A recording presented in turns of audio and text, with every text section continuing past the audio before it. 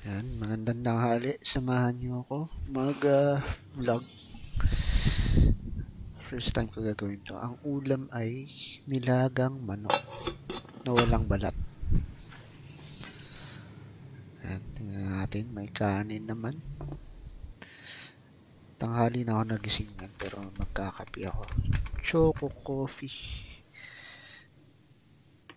na may asukal. Yan.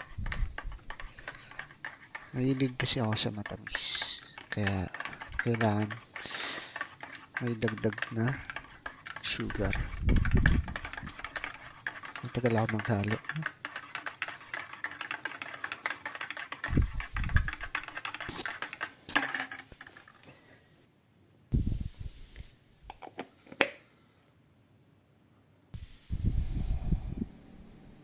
Yan, kuha tayo ng kanin.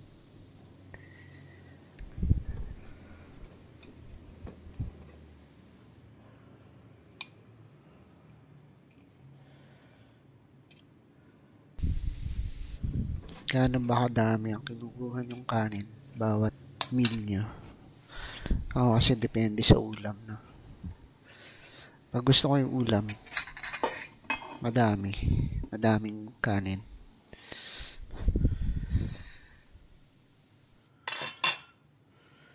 Minsan dalawang plato ako ng kanin. Ayan. Pero sabi nila, hinay-hinay lang daw sa kanin kasi mataas ang carbs tapos nagiging sugar. Ayan. Pero wala mahilig ako sa kanin.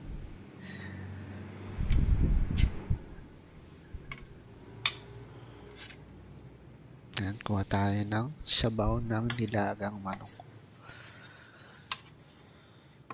Tsaka syempre manok na walang balat. Ganyan sila magluto dito sa bahay. Walang balat yung chicken, no? Breast part yata yan. White chicken meat. Tsaka repolyo.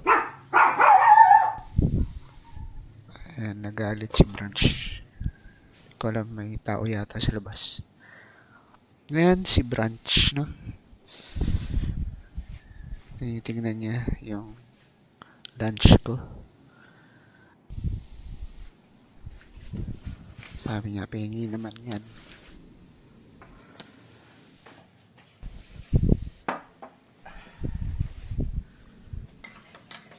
Ayan, tara, lunch tayo. Hinalo ko ulit yung kape, no? Kasi, ewan ko, gusto ko lang hinahalo yung kape. Yan, lagyan natin ng patis yung chicken, tsaka repolyo, tsaka kanin. Yan. Kasi hindi sila naglalagay ng patis sa ulam, no? So, kanya-kanya kami lagay ng patis. Naglalagay man sila, sobrang konti, no? Pero, very rare sila maglagay ng patis dito sa bahay sa ulam, no? Ayan, ano yan, parang chili sauce something. Nakalimutan ko yung pangalan niya. Pero masarap yan. Parang may halo pa siyang ibang herbs and spices. Hindi lang siya chili, no? So, yan. Mahilig ako sa maalat, sa maanghang, tsaka sa matamis. So, good luck, no? Good luck. Yan, higop tayo ng choco coffee.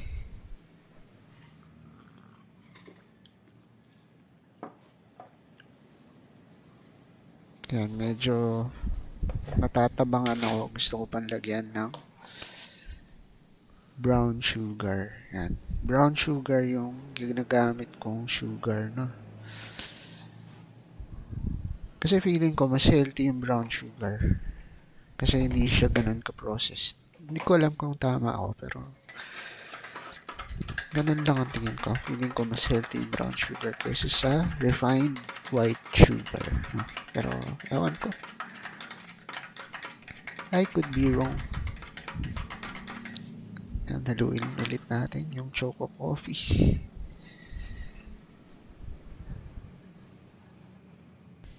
Yan.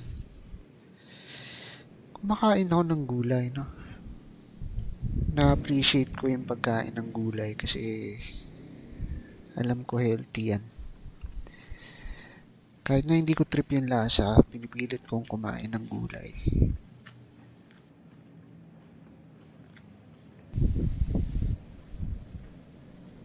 More on ano talaga ako, chicken,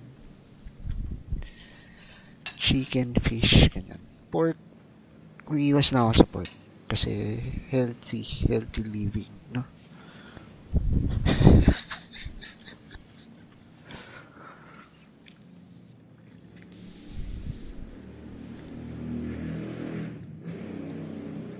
And may mga tricycle na dumadaan. Hindi ko alam kung lalagyan ko ng background music to, no? First time ko mag-vlog ng ganito yata kahaba. Tingnan natin kung lalagyan ko ng background music. Bahala na.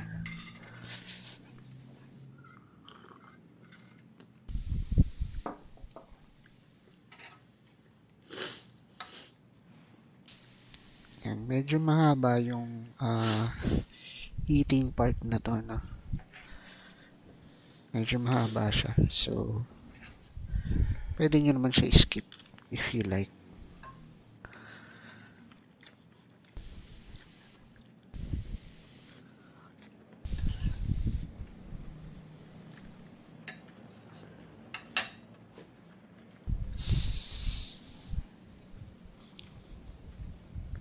Ayan, si Branch. Paikot-ikot siya dyan sa side ko, no? Nanghihingi siya ng chimkin. Ayan, medyo pasintabi, no? Pero sinisipon ako dyan. Kasi manghang, tsaka kagising ko lang eh. Ganyan ako pag kagigising, medyo sinisipon. Pasintabi ulit sa mga kumakain.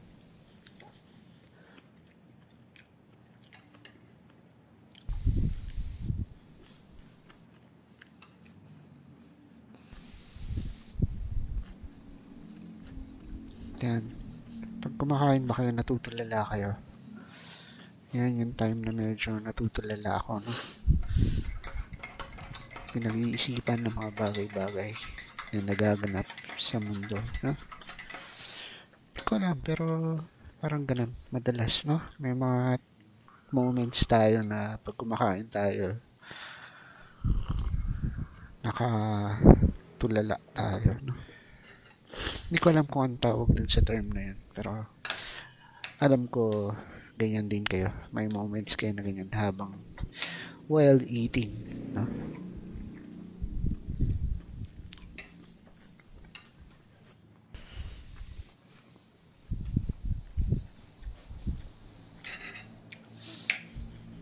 Naghahanap ako ng tissue dyan, wala akong makita.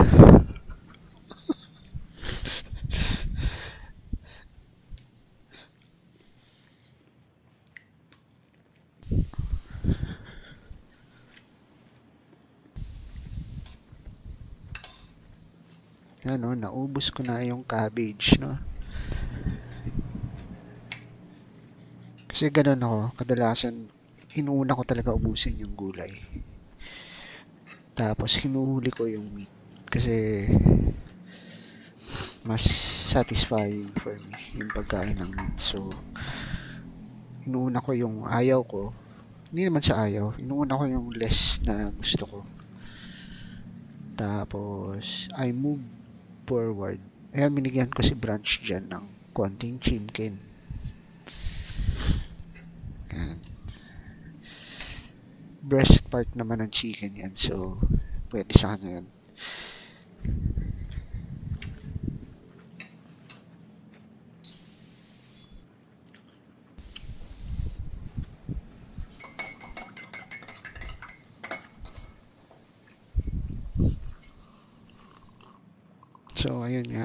Kadalasan una kong kainin talaga yung gulay. Tapos sa last part, yung meat. No? Para masatisfy. Yan. Meron ako nakita ang chicharon eh. Kaya, ayan. Sinamahan ko ng chicharon.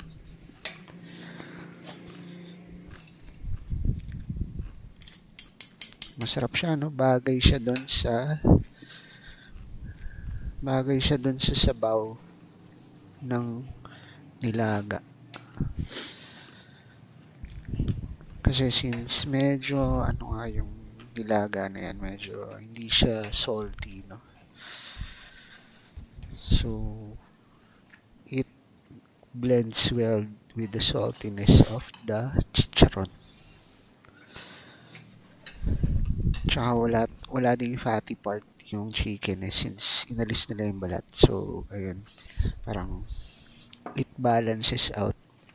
Kaya maganda yung decision ko na kumain ng chicharon. Ayan. Pinipili ko yung medyo may konting taba, no? Manipis lang naman yung taba niyan eh. Ayan o, manipis lang siya. So, paminsan-minsan lang yan. Paminsan-minsan, hindi ako araw-araw kumakain ng chicharon.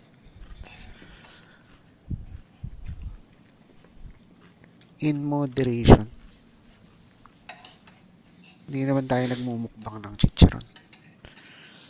Ayan, medyo napasayaw ako ng konti na, no? Kasi gusto ko talaga yung lasa. Yung combination ng chicharon, rice, and nilaga.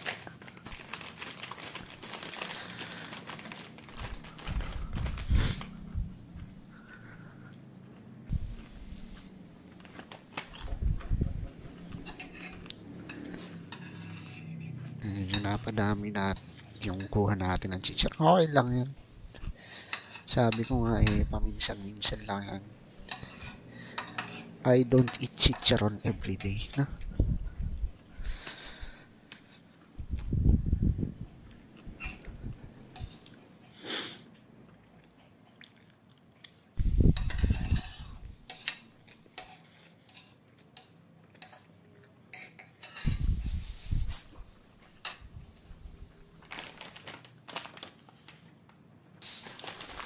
Yan, naghahanap ako ng may laman or may taba na chicharon.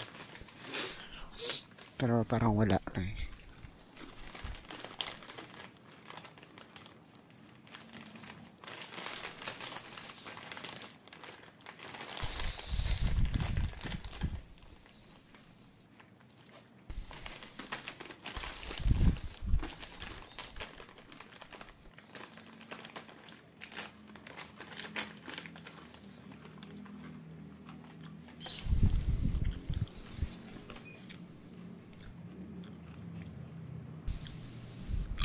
Iniisip ko kung bibigyan ko si Branch dyan, pero naisip ko wag na lang, no? Kasi baka ma-choke. May times kasi na medyo pag malaki yung binibigay na food kay Branch, medyo nahirapan siya minsan nilululo niya kaagad eh. So, to be safe, hindi ko na siya binigyan. Ako na lang yung kumain ng chicharon.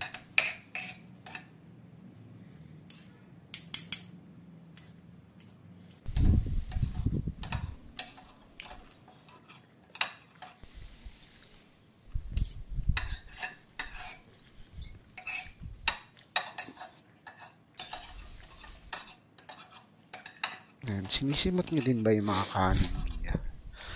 Ako, as much as possible, sinisimot ko yung kanin. Ewan ko kung bakit, pero may mga natitira naman na yan.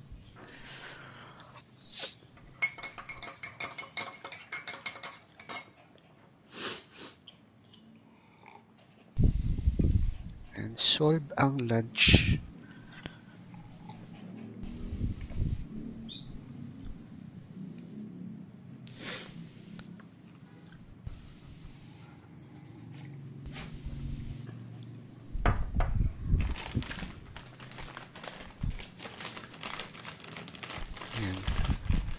Umisa pa ako, no? Umisa pa ako ng chicharon. Ginawa kong dessert yung chicharon, no?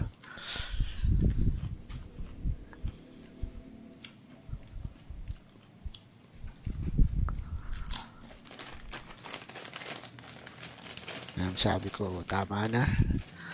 Isara na natin.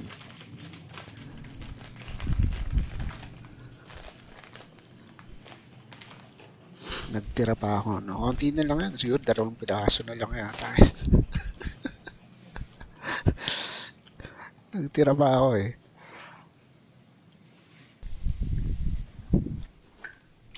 Yan, tara. Samahan niyo ako maghugas ng pinggan. Hugas pinggan vlog.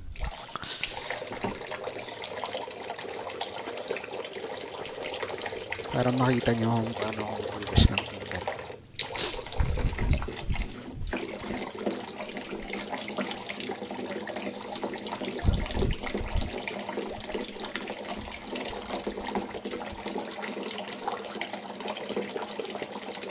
Makasabihin na ibang aksaya ako sa pinggan. No, pasensya na po. Eh, nakasanayan ko po kasi yan. Na ganyan ako maghugas ng pinggan.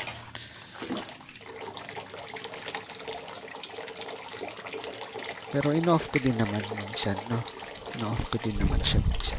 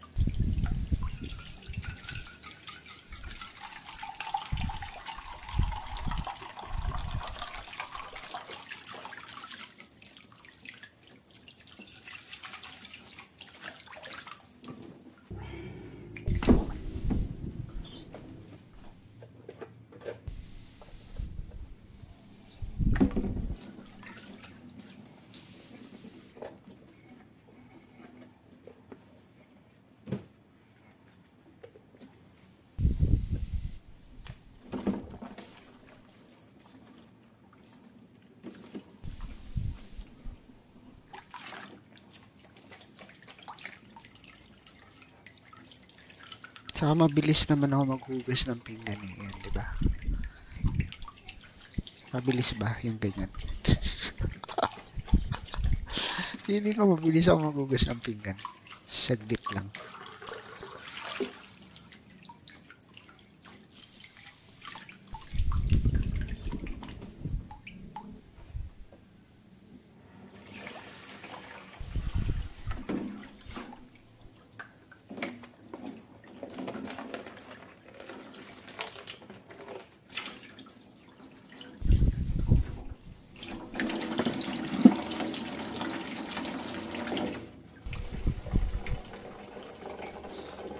Siyempre, lalagyan din natin yung pinag-inuman natin, no?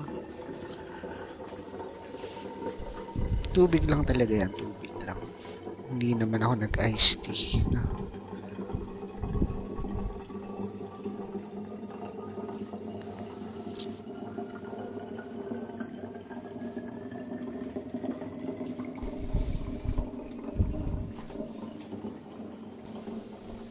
Hindi ko alam kung kami na lang yata ang umiinom sa direct sa faucet, no?